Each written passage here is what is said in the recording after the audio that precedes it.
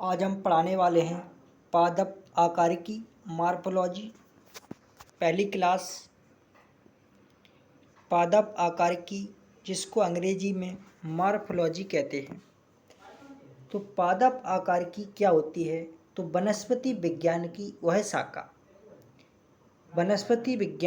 वह शाखा जिसके अंतर्गत पौधों की वह संरचना का अध्ययन किया जाता है उसे पादप आकारिकी कहते हैं। वनस्पति विज्ञान की वह शाखा जिसके अंतर्गत पौधों की वह संरचना का अध्ययन किया जाता है उसको पादप आकारिकी कहते हैं। जैसे इसके उदाहरण हैं जड़, तना, पत्ती, पुष्प, फल आदि के रूपों एवं गुणों का अध्ययन किया जाता है, इसी को पादप आकारिकी कहते हैं। दूसरे शब्दों में मॉर्फोलॉजी दो शब्दों से मिलकर बना है, मॉर्फ और लोगोस। मॉर्फ का अर्थ होता है आकार और लोगोस का अर्थ होता है अध्ययन। शारीरिक आकार के अध्ययन से पादप आकारिकी होती है।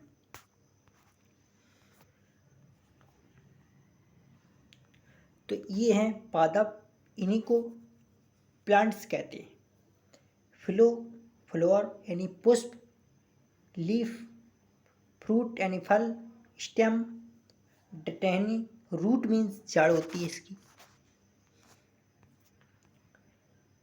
जड़, तो जड़ क्या होती है? पौधे का वह भाग जो बीजों के अंकुरण के समय मूलांकुर से विकसित होता है उसे जड़ कहते हैं। क्वेश्चन आता है कि जड़ क्या है? तो जड़ एक मूलांकुर है। कैसा है? मूलांकुर एक जड़ है। पौधे का वह भाग जो बीजों के अंकुरण के समय मूलांकर से विकसित होता है उसी को जड़ कहते हैं। प्रकाश के विपरीत जल एवं भूमि के तरफ बढ़ता है, इसी को जड़ कहते हैं। कैसा बढ़ता है? प्रकाश के विपरीत होता है और जल एवं भूमि की तरफ बढ़ता है, इसी को जड़ कहते हैं। जड़ें मृदा से जल एवं विभिन्न प्रकार के खनिज लवणों का अवशोषण करते हैं।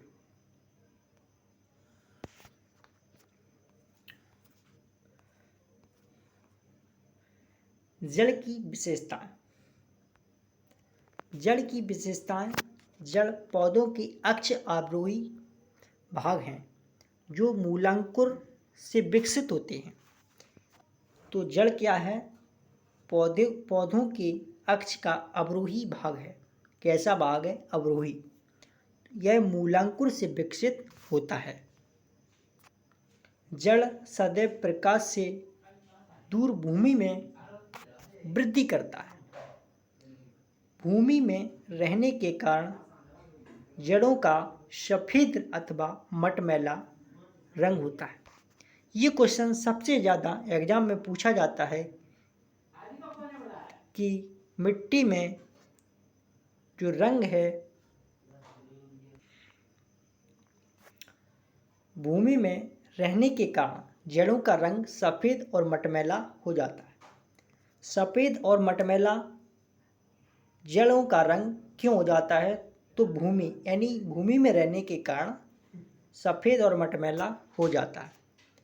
जड़ों पर पत्र एवं पुष्प कलिकाएं भी नहीं होती। जड़ों पर क्या क्या नहीं होता है? तो पत्र एवं पुष्प कलिकाएं भी नहीं होती। ये पत्तियां पुष्प एवं फल धारण नहीं करती। जड़ें सामान्यतः धनात्मक गुरुत्वानुवर्ती तथा ऋणात्मक प्रकाशानुवर्ती होती हैं। जड़ कैसी होती हैं? धनात्मक गुरुत्वानुवर्ती और ऋणात्मक प्रकाशानुवर्ती होती हैं।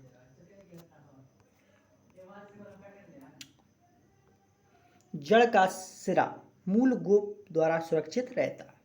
जड़ का सिरा है वो मूल गोप द्वारा सुरक्षित रहता है।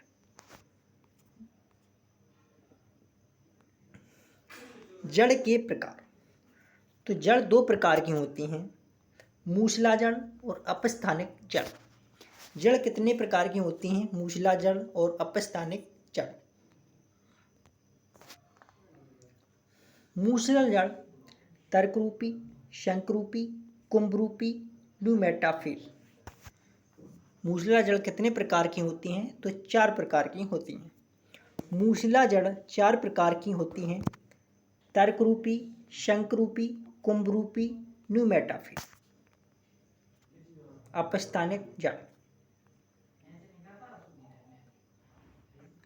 मूसला जड़ इस प्रकार की जड़ें अधिकांशतः द्विबीजपत्रीय पौधों में पाई जाती हैं।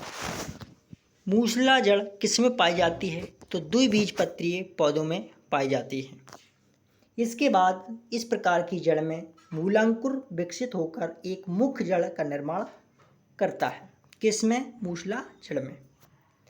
मूसला जड़ के चारों तरफ पार्श्व शाखाएं निकलती हैं, जिन्हें द्वितीयक जड़ कहते हैं। द्वितीयक जड़ों से पुनः पार्श्व शाखाएं निकलती हैं, जिन्हें द्वितीयक जड़ जिन्हें तृतीयक जड़ कहते हैं। द्वितीयक जड़ किसे कहते हैं? तो मूल जड़ के चारों तरफ पार्श्व शाखाएं निकलती हैं, जिन्हें द्वितीयक जड़ कहते हैं। और द्वितीयक जड़ों से पुनः पार्श्व शाखाएं निकलती हैं, उन्हें तृतीयक जड़ कहते हैं। इस प्रकार ये सब मिलकर मूसला जड़ तंत्र बन जाती हैं। कैसी बन जाती हैं? मूसला जड़ तंत्र बन जाती हैं। इसके बाद जैसे मूसला जड़ की ये उदाहरण हैं, तो ये हैं मूसला जड़ के उदाहरण। जैसे ये है गाजर, ये है चुकंदर, ये मूसला जड़ के अंतर्गत आते हैं।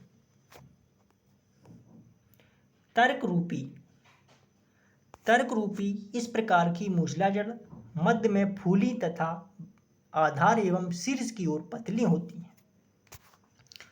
जैसे मूली, इसका सबसे अच्छा उदाहरण है मूली।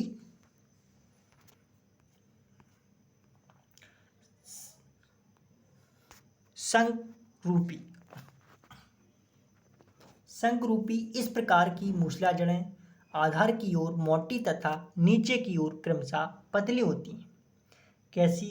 मूसला जड़ें आधार की ओर मोटी, नीचे की ओर क्रमशः पतली होती हैं। जैसे गाजर, ये शंकरूपी का सबसे अच्छा उदाहरण है। इसके बाद कुंभरूपी। कैसी? कुंभरूपी इस प्रकार की मूसला जड़ों का ऊपरी भाग लगभग गोल फूला हुआ तथा नीचे की तरफ से एकाएक पतला हो जाता है। जैसे सलजम और चुकंदर सबसे अच्छे इसके उदाहरण हैं, सलजम और चुकंदर। अगला देखते हैं न्यूमेटाफिल। कौन सी? न्यूमेटाफिल। तो राइजोफोरा, सुंदरी आदि पौधे जो दलदली स्थानों में उगते हैं। भूमिगत मुख्य जड़ों से विशेष प्रकार की जड़ें निकलती हैं, जिसे न्यूमेटाफोर कहते हैं।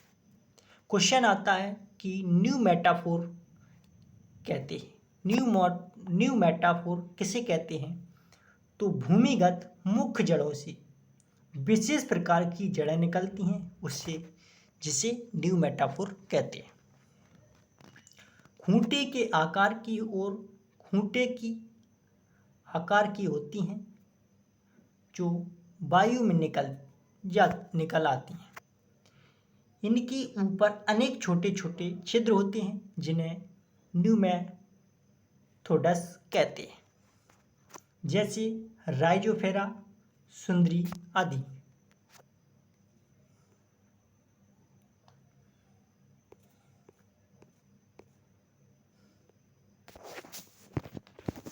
अपस्थानिक जड़। तो अपस्थानिक जड़ इस प्रकार की जड़ें एक बीजपत्रीय पौधों में पाई जाती हैं। इस प्रकार की जड़ में क्वेश्चन आता है कि अपस्थानिक जड़ किसमें पाई जाती है? तो एक बीजपत्रीय पौधे में अपस्थानिक जड़ पाई जाती है। इस प्रकार की जड़ में मूलांकुर के बीज के अंकुरण के पश्चात नष्ट हो जाते हैं। कैसे हो जाते हैं? मूलांकुर बीज के अंकुरण के पश्चात नष्ट हो जाते हैं।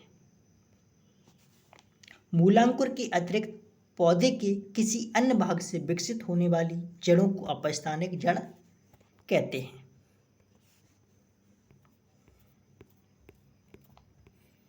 ये अपस्थानिक जड़ होती। तना। अब बात करते हैं तना। तो तना क्या है? तना पौधे का वह भाग है जो भूमि एवं जल के विपरीत तथा प्रकाश की ओर वृद्धि करता है। यह प्रांकुर से विकसित होता है और शाखाओं, पत्तियों, फूल एवं फल धारण करता है।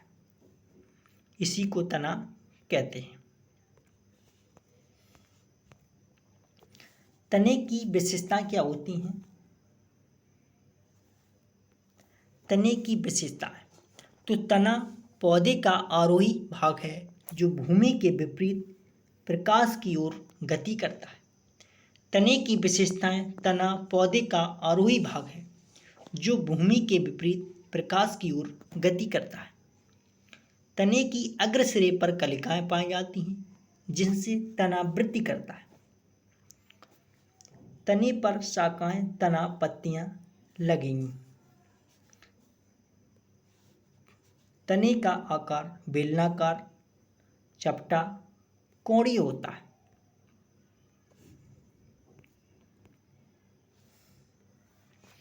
तने के प्रकार। भूमि की स्थिति के अनुसार तना 3 प्रकार के होते हैं: भूमिगत तना, अर्ध वायवीय तना और वायवीय तना।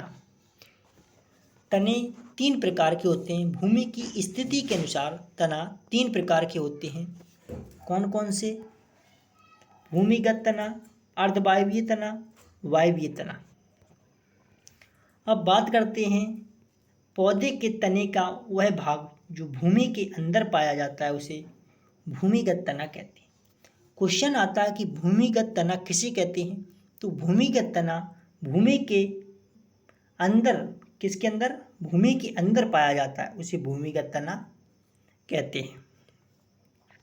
भूमिगत तने में पर्व संधियां, पर्णकलिकाएं तथा सल्क पत्र पाए जाते हैं।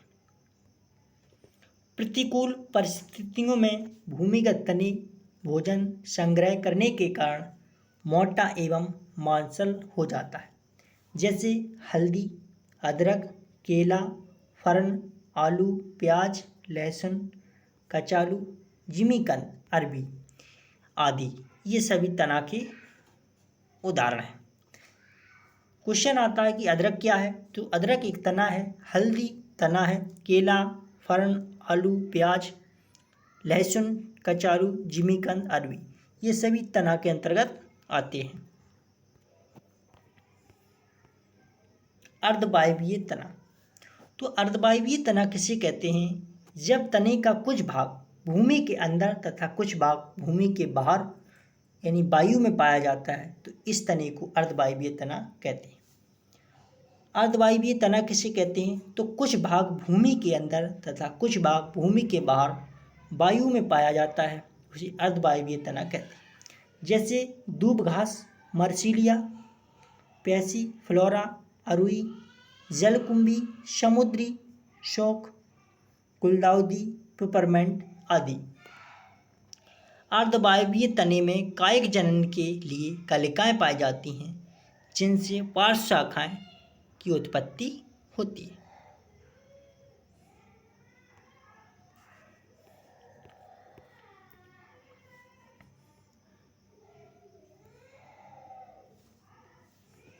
वायवीय तना।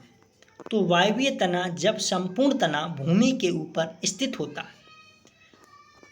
वायवीय तना जब संपूर्ण तना भूमि के ऊपर स्थित होता है तो ऐसे तने को वायवीय तना कहते हैं।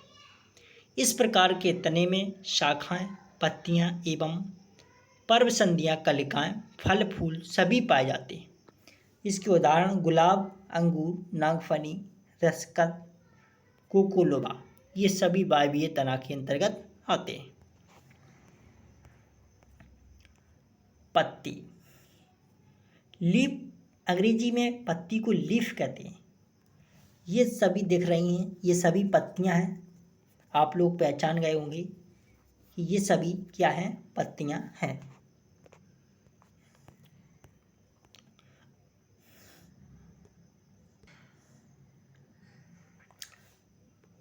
तने तथा शाखाओं की पर्व संधियां से निकलने वाली पार्श्व असमान भाग को पत्ती कहते हैं।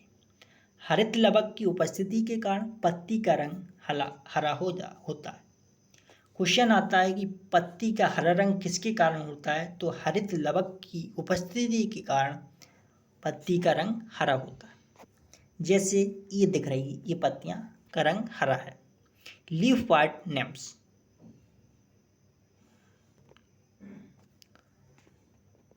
अब देखते हैं पत्ती के भाग। पत्ती के भाग पत्राधार, पत्रबतन। पत्राधार पत्ती किसे कहते हैं? यह पत्ती का आधारीय भाग है जो पत्रवृंत और स्तंभ को जोड़ता है। किसको जोड़ता है? पत्राधार। यह पत्ती का आधारीय भाग है जो पत्रवृंत और स्तंभ को जोड़ता है। पत्रवृंत अधिकांश पत्तियों में एक लंबा डंठल होता है जिसे पत्रवृंत कहते हैं। जिन पत्तियों में पत्रवृंत होता है उन्हें सवृंत कहते हैं, जैसे आम, पीपल आदि। जिन पत्तियों में पत्रवृंत नहीं होता उन्हें अवृंत कहते हैं, जैसे मक्का, गेहूँ। पत्रवृंत पत्ती के फल को प्रकाश में उठाए रखता है ताकि अधिक से अधिक प्रकाश प्राप्त हो सके। पत्रवृंत के भाग, तो पत्रवृंत का पत्रफलक लीफ ब्लेड्स या लेमिना, यह पत्ती का हरा चपटा एवं फैला हुआ भाग होता है।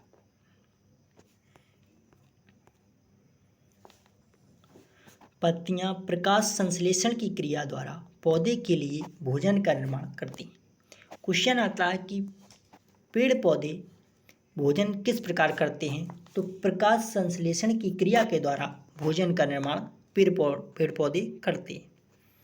पत्तियां प्रकाश संश्लेषण एवं श्वसन के लिए विभिन्न गैसों का आदान प्रदान करती हैं। पत्तियां उत्स्वेदन की क्रिया को नियंत्रित करती हैं। पत्तियां कलिकाओं को सुरक्षा प्रदान करती हैं। यह कंटकों में रूपांतरित होने पर पशु पक्षियों से पौधों की रक्षा करती हैं। प्रतंतु में रूपांतरित होने पर यह कमजोर पौधों को मजबूत आधार प्रदान करती हैं तथा आरोहण में मदद करती हैं। कीट बख्शीय पौधों में पिचर, ब्लेडर आदि में यह रूपांतरित होकर प्रोटीन युक्त पोषण में सहायता करती हैं। यह जल तथा घुलनशील भोज्य पदार्थों का पत्तियों से स्तंभ तक संचरण में सहायता करती हैं। कुछ पत्तियां वृद्धि, प्रजनन एवं परागण में सहायता करती हैं। कुछ पत्तियां भोजन संग्रह का कार्य भी करती हैं। पुष्प यानी फ्लावर। पुष्प यानी फूलों की बात करते हैं तो पुष्पीय पौधों में पुष्प एक अत्यंत महत्वपूर्ण अंग है। आकारीय रूप से पुष्प एक रूपांतरित प्रोडोही है जिस पर गांठें तथा रूपांतरित पुष्पीय पत्तियां लगी रहती हैं। पुष्प प्रायः तने या शाखाओं के शीर्ष अथवा पत्ती के अक्ष में उत्पन्न होकर प्रजनन का कार्य करती हैं तथा फल एवं बीज उत्पन्न करती हैं। पुष्प की रचना, पुष्प एक डंठल द्वारा तने से संबंध होता है। इस डंठल को वृंत या पेडिसेल कहते हैं। क्या कहते हैं? पेडिसेल। वृंत के सिरे पर स्थित चपटे भाग को पुष्पासन या थैलामस कहते हैं। वृंत के सिरे पर स्थित चपटे भाग को पुष्पासन या थैलामस कहते हैं।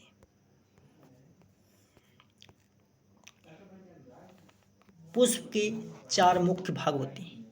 कितने होते हैं? पुष्प के 4 मुख्य भाग होते हैं। बाह्यदल पुंज, दलपुंज, पुबंग, जायांग। तो अब बात करते हैं किसकी?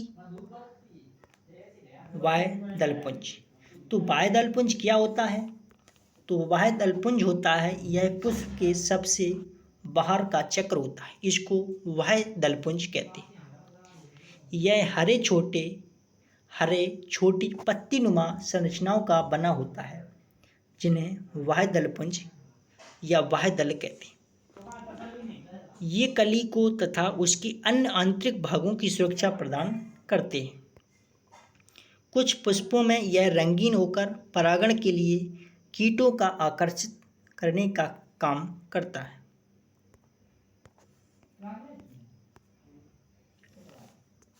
दलपुंज, तो यह पुष्प का दूसरा चक्र होता है जो बाह्य दलपुंज के अंदर स्थित होता है। यह प्रायः 2 से 6 दलों का बना होता है। ये प्रायः रंगीन होते हैं। इसका मुख्य कार्य परागण हेतु कीटों को आकर्षित करना।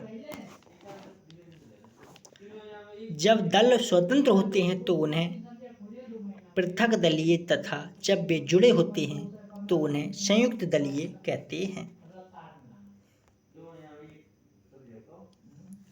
इसको कहते हैं संयुक्त दलीय, इसको कहते हैं पृथक, इसको पृथक दलीय कहते हैं। अलग अलग स्थानों पर है।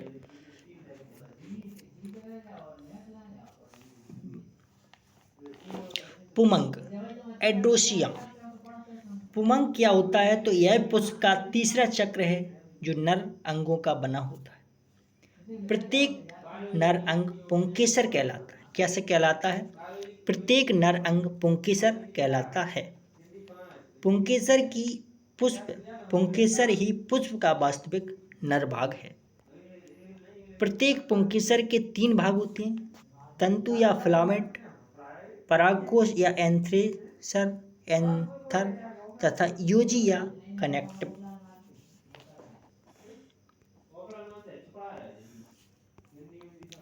इसके बाद जायंग। जायंग को कहते हैं जेनोसियम। जायंग पुष्प का वास्तविक मादा भाग है। क्या है? जायंग पुष्प का वास्तविक मादा भाग है। यह पुष्प का चौथा और सबसे भीतरी चक्र है। अंडकों से निर्मित होता है। किससे? अंडकों से निर्मित होता है।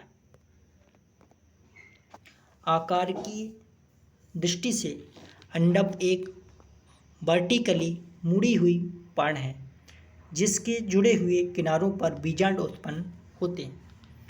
इन्हीं बीजांडों में मादा युग्मक अंडाणु होते हैं। विभिन्न पादपों में बीजांडों की संख्या निश्चित होती है। कैसी होती है? एक निश्चित होती है। वर्तिका अंडाशय के ऊपर का लंबा एवं पतला भाग होता है। पुष्पों का अध्ययन एंथोलॉजी कहलाता है। क्या कहलाता है? पुष्पों का अध्ययन एंथोलॉजी कहलाता है।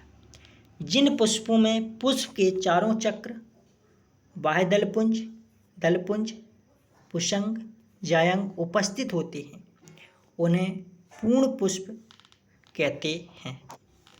जिन पुष्पों में पुष्प के एक या अधिक चक्र अनुपस्थित होते हैं उन्हें अपूर्ण पुष्प कहते हैं। बाह्य दलपुंज एवं दलपुंज को पुष्प का सहायक अंग तथा पुमंग एवं जायंग को आवश्यक अंग कहते हैं। पुष्प का कार्य क्या होता है? तो पुष्प का मुख्य कार्य लिंगीय प्रजनन द्वारा फल तथा उसके अंदर बीज का निर्माण करना होता है।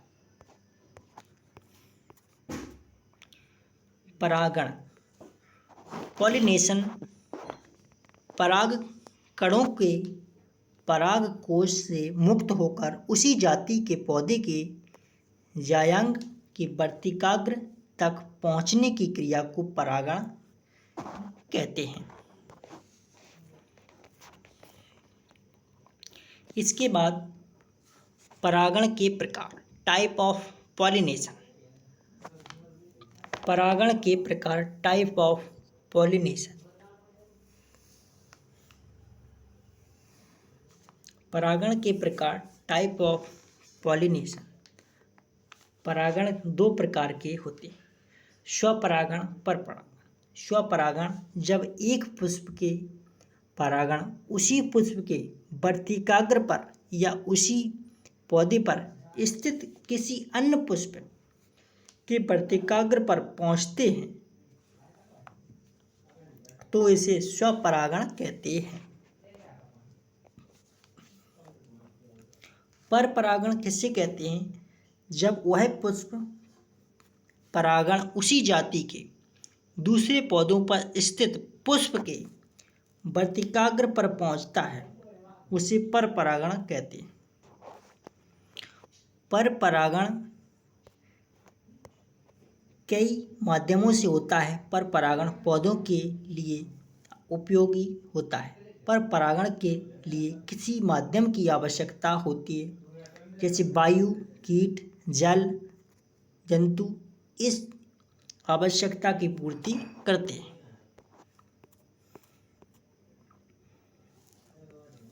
परागण की विधियाँ, तो वायु परागण वायु द्वारा होता है, कीट परागण कीट द्वारा होता है, जल परागण जल द्वारा परागण होता है, जंतु परागण जंतु द्वारा परागण होता है, पक्षी परागण पक्षियों द्वारा परागण होता है, मेलिकोफिलस घोंघे द्वारा परागण होता है, चिरोप्टोफिलस चमगादड़ द्वारा परागण होता है।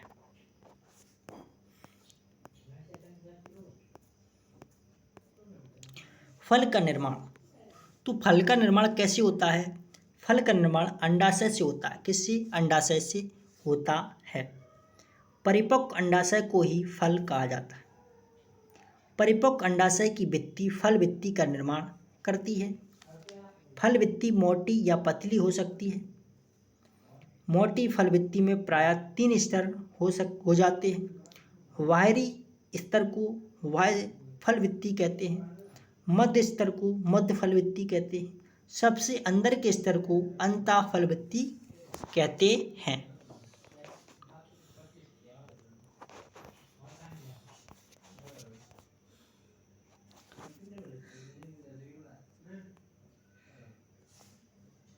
ये है, इसको कहते हैं बाह्य, इसको कहते हैं मध्य, इसको कहते हैं पेरिस्कप। फल के प्रकार, तो फल के प्रकार कितने होते हैं? फल मुख्यतः 2 प्रकार के होते हैं, सत्य फल और असत्य फल। तो सत्य फल किसे कहते हैं? सत्य फल के बनने में केवल अंडाशय ही एक भाग लेता है तो उसे सत्य फल कहते हैं। जिसमें अंडाशय भाग लेता है उसे सत्य फल कहते हैं। जैसे आम इसका सबसे अच्छा उदाहरण है, आम। और असत्य फल किसे कहते हैं? False fruit. कभी कभी अंडाशय के अतिरिक्त पुष्प के अन्य भाग जैसे पुष्पासन, वायदल इत्यादि भी फल बनने में भाग लेते हैं। ऐसे फलों को असत्य फल या कूट फल कहते हैं। जैसे सेब में पुष्पासन फल बनाने में भाग लेता है। यह है सेब, ये पुष्पासन भाग कहलाता है इसका ऊपरी। अंदर का भाग कॉर्न ओवरी कहलाता है। ओवरी, ये अंदर के जो बीज होते हैं इसको सीड्स यानी बीज कहते हैं। सेब है वो असत्य फल के अंतर्गत आता है। ग्रेप फ्रूट्स, अंगूर है, अंगूर के जो भाग हैं इसको बीज, अंदर इसमें बीज होते हैं। फ्रूट्स, इसके ऊपरी भाग को फ्रूट्स कहते हैं, इसके सबसे ऊपरी भाग को पेरिकार्प कहते हैं।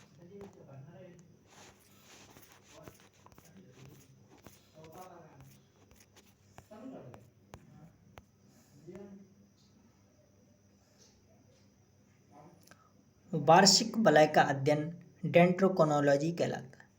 क्वेश्चन आता है कि डेंड्रोलॉजी क्या है? तो डेंड्रोलॉजी वार्षिक वलय का अध्ययन कहलाता है।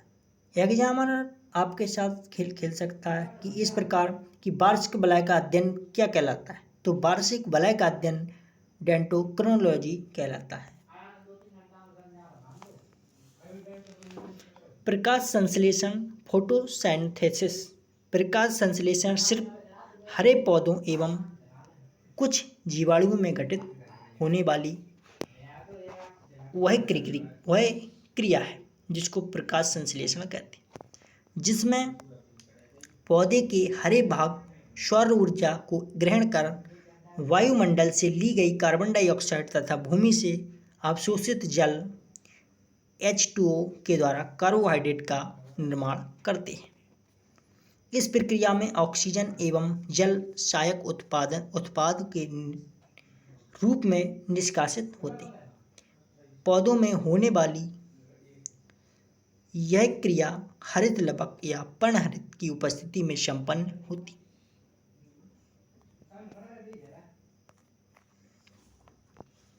इस प्रकार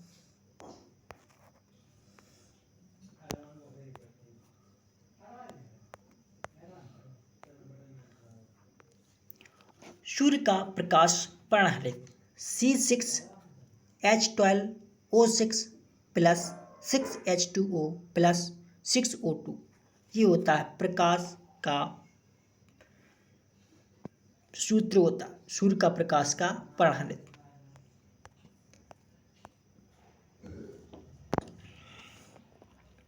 प्रकाश संश्लेषण की क्रिया केवल दृश्य प्रकार वर्णों में संपन्न होती है। पर्णहरित प्रकाश में बैंगनी, नीला और लाल रंगों को ग्रहण करता है। कैसे करता है? पर्णहरित प्रकाश में बैंगनी, नीला और लाल रंगों को ग्रहण करता है। प्रकाश संश्लेषण की क्रिया बैंगनी रंग प्रकाश में सबसे कम और लाल रंग प्रकाश में सबसे अधिक होती है। कुछ कृत्रिम स्रोत भी प्रकाश संश्लेषण की क्रिया को संपन्न करने में असमर्थ होते हैं। कैसे होते हैं? समर्थ होते हैं। पौधों में न केवल कार्बन डाइऑक्साइड तथा जल H2O ही कार्बोहाइड्रेट के रूप में स्थिर होती है, बल्कि सूर्य से प्राप्त ऊर्जा भी स्थिर होती है। पौधे सूर्य के प्रकाश को भोजन के रूप में स्थिर करते हैं। प्रकाश संश्लेषण की क्रिया। तो प्रकाश संश्लेषण की क्रिया एक उपचयन अपचयन क्रिया है। कैसी है? प्रकाश संश्लेषण की क्रिया उपचयन और अपचयन क्रिया है। इसमें जल का उपचयन ऑक्सीजन के बनने में तथा कार्बन डाइऑक्साइड का अपचयन शर्करा के निर्माण में होता है।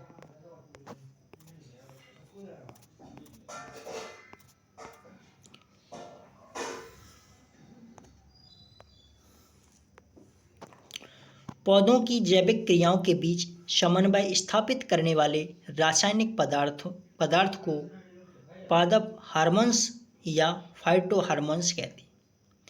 बहुत से कार्बन यौगिक जो पौधों से उत्पन्न नहीं होते परंतु पादप हार्मोन्स की तरह ही कार्य करते हैं, उन्हें भी वृद्धि नियंत्रक पदार्थ कहा जाता है। Auxin, gibberellin, cytokinin, abscisic acid, ethylene.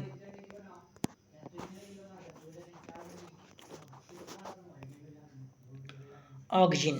तो ऑक्सिन क्या है? ऑक्सिन कोशिका दीर्घन द्वारा स्तंभ या तने की वृद्धि में सहायक होते हैं। ये जड़ की वृद्धि को नियंत्रित करते हैं। ये बीज रहित फल के उत्पादन में सहायक होते हैं। पत्तियों के झड़ने तथा फलों के गिरने पर ऑक्सिन का नियंत्रण होता है। गेहूं एवं मक्का के खेतों में ऑक्सिन खरपतवार नाशक का कार्य करते हैं।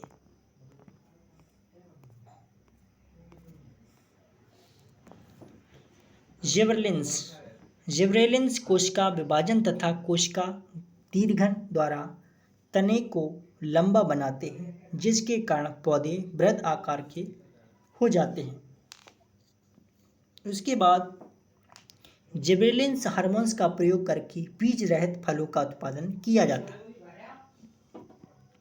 जिबरेलिन्स हार्मोन बीजों के अंकुरण में भाग लेते हैं। बीजों की सुषुप्तावस्था को भंग करके उन्हें अंकुरित होने के लिए प्रेरित करते हैं।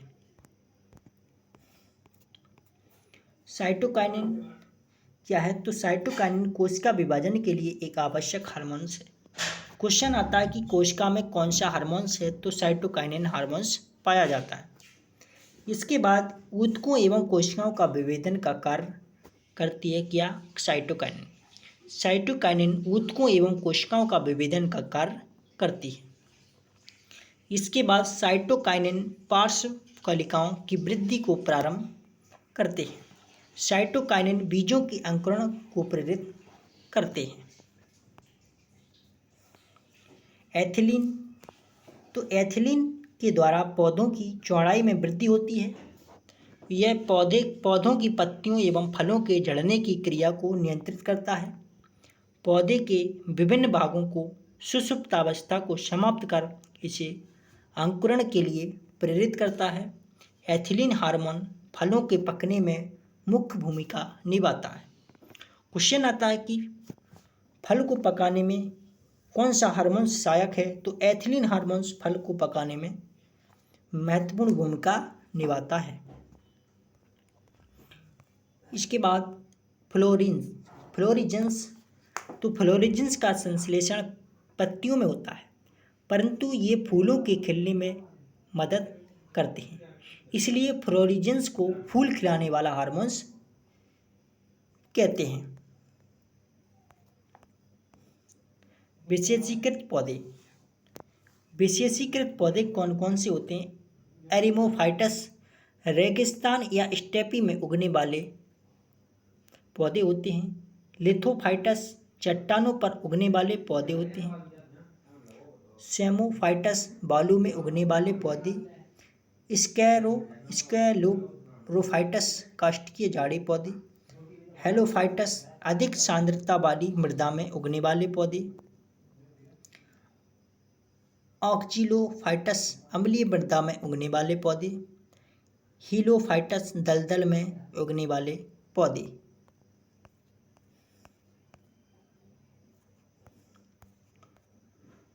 तो आज का यह था पादप आकारिकी। आज का कौन सा टॉपिक था? पादप आकारिकी। तो पादप आकारिकी इस टॉपिक से सबसे ज़्यादा क्वेश्चन पूछे जाते हैं, चाहे वो UP TET, super TET. UP TET का ये बैच प्रारंभ हो गया है, जिसमें अभी तक आप लोगों ने चैनल को सब्सक्राइब नहीं किया है तो चैनल को सब्सक्राइब करें। चैनल को सब्सक्राइब करें। अगली क्लास में फिर मिलते हैं, तब तक के लिए धन्यवाद।